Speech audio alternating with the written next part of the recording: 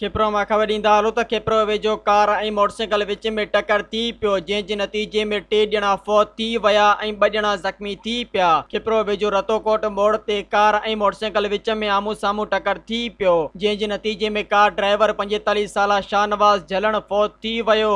आसिफ झलण ज़ख़्मी थी पियो, जॾहिं त मोटरसाइकिल सवार 35 साला चंदन ओड ऐं संदसि धीउ 8 साला माधुरी ओड फौत थी विया। घर वारी सकीना ओड सख़्त ज़ख़्मी थी पई। इतला ते काई पुलिस ऐं इलाइक़े वासी वॾे अंग में हादसे वारी जाइ ते पहुची लाशनि ऐं ज़ख़्मियुनि खे सिविल अस्पताल खिप्रो मुंतक़िल कयो वियो। लाशनि खे ज़रूरी कार्रवाई खां पोइ वारसनि हवाले कयो वेंदो, जॾहिं त ज़ख़्मियुनि खे वधीक इलाज लाइ हैदराबाद रेफर कयो वियो। कार सवार फौती शाहनवाज़ झलण ऐं ज़ख़्मी आसिफ झलण नवाबशाह जा डी बलोच कंपनी जा मुलाज़िम ॿुधाया पिया वञनि, जॾहिं त ओड बिरादरी जा फौती चंदन ओड ऐं संदसि धीउ माधुरी ऐं ज़ख़्मी सकीना ओड उमरकोट लॻ ॻोठ वलार जा ॿुधाया पिया वञनि। मज़ीद ख़बरनि ऐं तफ़सीलात लाइ विज़िट कयो असांजी वेबसाइट www.awamiNewsHD.com ऐं ॾिसंदा रहो अवामी न्यूज़ HD।